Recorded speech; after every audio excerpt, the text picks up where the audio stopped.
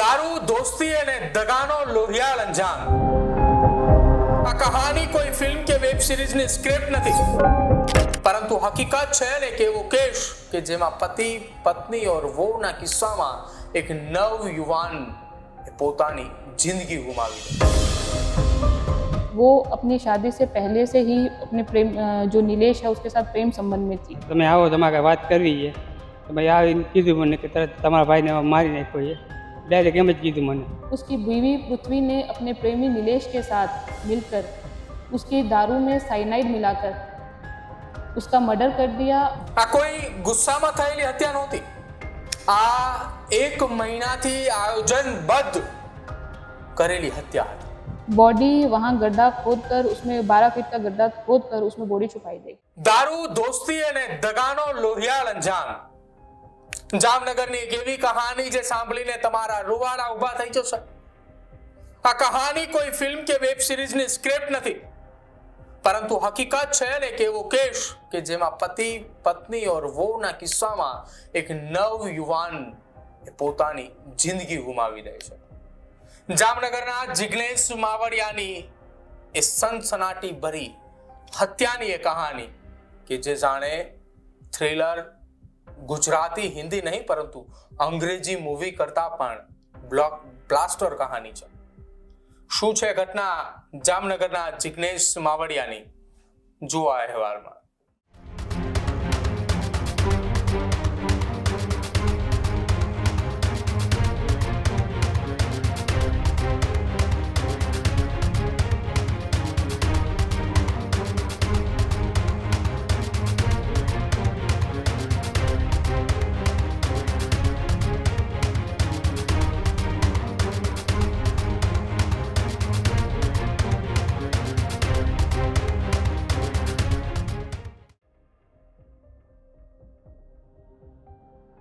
સવારથી જ જામનગર જીઆઈડીસીમાં ભારે પોલીસ બંદોબસ્ત ગોઠવાયો હતો. 3 પોલીસની બોલેરો, અધિકારીઓ અને મજૂરોની એક ટીમ એક કારખાનામાં પહોંચી હતી. કોઈને સમજાતું ન હતું કે આખરે અહીંયા શું ચાલી રહ્યું છે. પોલીસની હાજરીમાં જ આરસીસી ફ્લોર તોડવાનું શરૂ થયું. ડ્રિલિંગ મશીનો ત્યાં ગાજવા લાગ્યા અને પછી પાવડા અને ત્રિકમોથી ખોદકામ આગળ વધ્યું. કલાકો વીત્યા અને ઓપરેશન ચાલુ થયું એ સવારે, સમય થયો એ રાતનો, અને 9 વાગ્યાની આસપાસ કામદારના હાથમાં કંઈક એવી આવ્યું કે જ્યાં ઉભેલી આખી ટીમ થંભી ચૂકી હતી. માટીમાંથી બહાર આવ્યું માનવનું હાડપિંજર. આ કોઈ અજાણ્યો મૃતદેહ નહોતો. આ મૃતદેહ હતો 2 વર્ષથી ગુમ થયેલા જિગ્નેશ માવડિયાનો. આ કેસમાં 3 પાત્રો છે. જિગ્નેશ માવડિયા કે જે હાલ આ દુનિયા છોડીને ચાલ્યા ગયા છે, અને આજકાલ નહીં પરંતુ 2 વર્ષ પહેલા તેમની એક પત્ની છે જેનું નામ છે પૃથ્વી, અને અન્ય એક વ્યક્તિ કે જે પૃથ્વીનો પૂર્વ પ્રેમી નિલેશ. પૃથ્વી અને નિલેશ એક સમયના પ્રેમી હતા, પછી બંને અલગ થયા. ત્યારબાદ પૃથ્વીએ જિગ્નેશ સાથે પ્રેમ લગ્ન કર્યા. બંનેને 2 દીકરીઓ પણ, પરંતુ વર્ષો જૂનો પ્રેમ ફરી એકવાર જીવંત બન્યો, અને એ જીવંત પ્રેમ 2 વર્ષ પહેલા બન્યો હતો. વર્ષો જૂનો પ્રેમ જીવંત થતા પતિ પત્ની વચ્ચેના મતભેદ એ વધવા લાગ્યા, અને પૃથ્વી અને નિલેશે ફરી એકવાર સંપર્કમાં આવ્યા, અને અહીંથી શરૂ થાય છે ખતરનાક કાવતરું. આ કોઈ ગુસ્સામાં થયેલી હત્યા નહોતી. આ 1 મહિનાથી આયોજનબદ્ધ કરેલી હત્યા હતી. પ્રેમી નિલેશે કારખાનું ભાડે લીધું. મશીન લગાવવાના બહાને 12 ફૂટ ઊંડો ખાડો ખોદાવ્યો.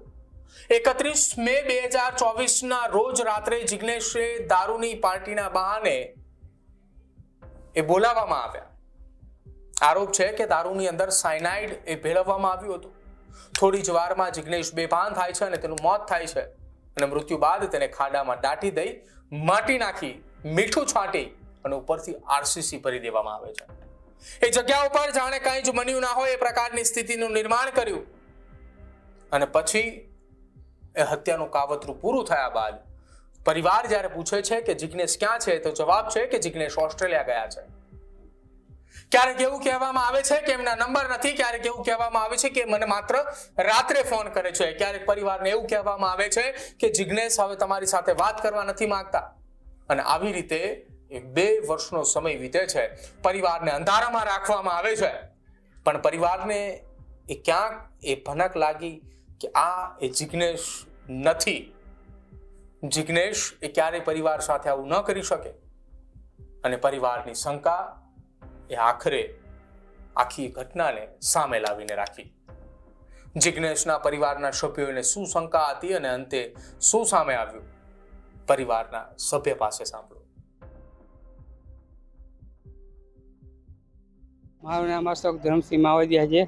જિગ્નેશ ધરમસિંહ માવડિયા મારો ભાઈ થતો હતો. એની શોધખોળ કરતા હતા અમે 2 વર્ષ થયા.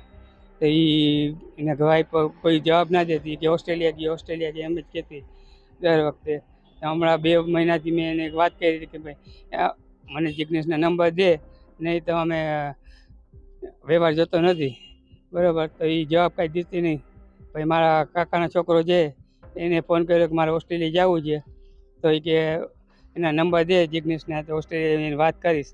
તો એ 2-3 દિવસ જવાબ ના દીધો. ભાઈ બીજી વાર પાછો ફોન કરીને કીધું કે જિગ્નેશના નંબર દે ને કે અમે મિસિંગ કમ્પ્લેન લખાવીશ. તો પછી મને ફોન કર્યો કે તમે આવો, તમારે વાત કરવી છે. તો ભાઈ આવીને કીધું મને કે તરત તમારા ભાઈને મારી નાખ્યો છે, ડાયરેક્ટ એમ જ કીધું મને. પછી અમે ડાયરેક્ટ મેં મિસિંગ કમ્પ્લેન લખાવવા ગયા. તો ભાઈ હાને કીધું કે લેખિતમાં આપો, પછી આગળ કાર્યવાહી થાય. પછી અમે બીજા દિવસે ગયા, લેખિતમાં લખીને પછી ગયા, લેખિતમાં દીધી અરજી. દીધી તરત જ સાહેબે બધી વાત કરી. પછી ફોન કરીને બોલાવ્યો તમારા વાં આવો તો દરે ગયા. અમે ત્યાં અમને બતાવ્યું બધું કે તમારા ભાઈ અને આરોપી આ બધા છે ને તમારા ભાઈને આમાં નાખ્યો છે ખાડામાં, એમ કંઈ ડાયરેક્ટર કાઢ્યો. પછી સવારથી સાંજ કરી. આ બંને લોકો ક્યારથી કેવી રીતના સાથે રહેતા, લગ્ન કેવી રીતના થયા હતા અને પરિવારમાં કોણ કોણ હતું? પરિવારમાં તો 2 છોકરી અત્યારે ને 2 માણસ હતા. ને કેવી રીતના લગ્ન થયા ને કેવી રીતના નહીં તે ભાગીને આવ્યા હતા, લગ્ન કર્યા. બાકી તો કાંઈ ખબર નથી. કેવા લગ્ન કર્યા હતા? આ પ્રેમ લગ્ન કર્યા હતા. એ પછી ક્યાં ક્યાં ગયા પ્રેમ લગ્ન કરીને? પ્રેમ લગ્ન કરીને પછી દ્વારકા ગયા હતા. દ્વારકા રહેતા પહેલા, એ પછી દ્વારકાથી પછી રાણાઓ ગયા. રાણાઓથી પછી આ માધવબાગમાં ગયા. પછી અહીંયા આવ્યા સ્વામિનારાયણમાં. સ્વામિનારાયણમાં રહેતા ત્યારે જ આ માર નાખ્યો છે? ના, સ્વામિનારાયણમાં અહીંયા જ નહીં, એ માધવબાગમાં હતા ત્યારે જ. અહીંયા તો કાંઈ નહીં, ત્યાંથી રહેવા આવી ત્યારે એ એકલો જ હતો. અહીંયા ગયો જ નથી સ્વામિનારાયણમાં. તો અમે એ કે ઓસ્ટ્રેલિયા ગયો છે. શું માંગ તમારી? મારી એ છે કે એને બધાને સજા થવી જોઈએ પૂરેપૂરી. તપાસ આગળ વધી, શંકાની સોય યોગ્ય દિશાની અંદર ચાલી રહી હતી ને આખરે પોલીસે કારખાનામાં ખોદકામ કરાવ્યું, જ્યાંથી જિગ્નેશનો કંકાલ મળી આવ્યો. આ કેસમાં પત્ની પૂર્વ પ્રેમી અને અન્ય આરોપીઓ સામે કાર્યવાહી શરૂ કરવામાં આવી. તપાસ હજુ પણ ચાલુ છે, પણ આ તપાસના પ્રથમ પડાવની અંદર જ પતિ પત્ની ઓર વોના કિસ્સામાં એક નિર્દોષ યુવાને પોતાનો જીવ ગુમાવ્યો, માત્ર એક કારણ પતિ પત્ની વચ્ચેના થતા એ મતભેદ. લગ્ન તો એ પૃથ્વીએ પણ જિગ્નેશ સાથે પ્રેમ લગ્ન કર્યા હતા, પરંતુ પૂર્વ પ્રેમીએ ફરી એકવાર ક્યાંથી એ ચર્ચામાં આવ્યા તેને લઈને પોલીસ પણ અત્યારે મૂંઝવણમાં છે. સવાલો અનેક છે, પરંતુ જવાબ દેનારે માત્ર 2 જ વ્યક્તિ, પૃથ્વી અને તેના પૂર્વ પ્રેમી નિલેશ. સાંભળો આ કેસની અંદર પોલીસ એ ક્યાંથી કઈ વસ્તુના પુરાવાઓ મળ્યા તે.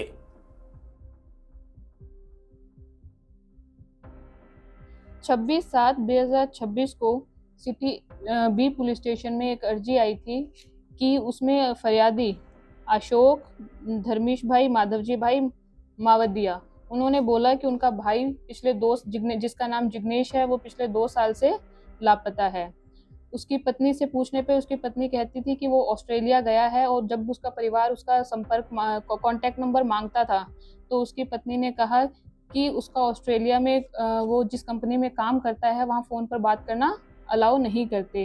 तो 2 साल उसके परिवार के साथ कोई संपर्क नहीं हो पाया. उसका परिवार का उसके काका का बेटा ऑस्ट्रेलिया जा रहा था। तो उन्होंने उसकी वाइफ से वापस पूछा कि हमें हमारे भाई का नंबर दो, मैं वहाँ जा रहा हूँ, मैं उनसे मिलना चाहता हूँ। तब उसकी वाइफ ने उन्हें बताया, पुलिस की जब धमकी दी गई तो उसकी वाइफ ने बताया कि उसको तो हमने 2 साल पहले मार दिया है।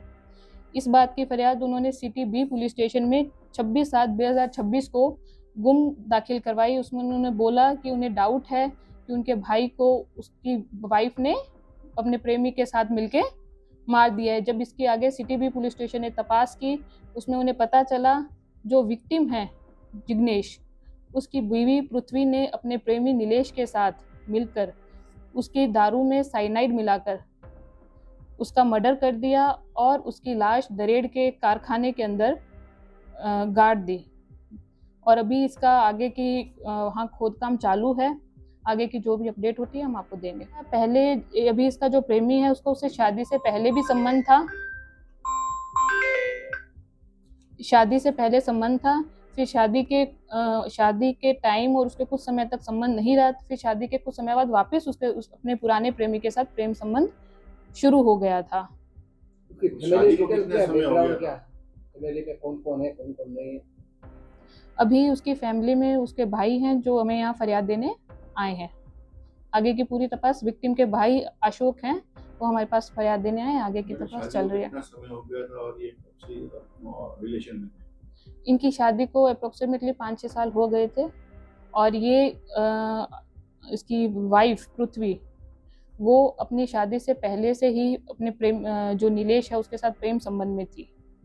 शादी के टाइम पे कुछ समय के लिए उनका प्रेम संबंध टूटा, फिर शादी के बाद वापस शुरू हो गया। मैडम, हत्या कहाँ की गई है, ऐसा पुलिस का क्या अनुमान है इसमें? इसमें हत्या दरेड़ GIDC के अंदर जहाँ उसकी बॉडी गाड़ी गई है वहीं हत्या हुई है, यही आशंका है अभी तक। बॉडी कैसे छुपाई, कैसे हत्या की, पूरा डिटेल बताइए।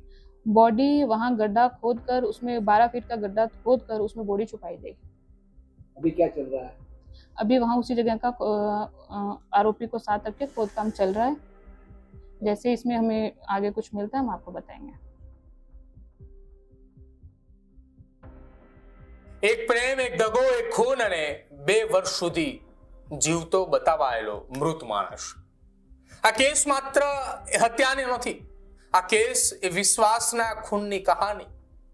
અને સૌથી મોટો એ સવાલ કે જો તપાસ અહીં સુધી ન પહોંચ્યું હોત તો શું આ રહસ્ય ક્યારેય બહાર આવી શક્યું હોત કે પછી ફરી એકવાર દ્રશ્યમ જેવી ઘટના જ બની હોત।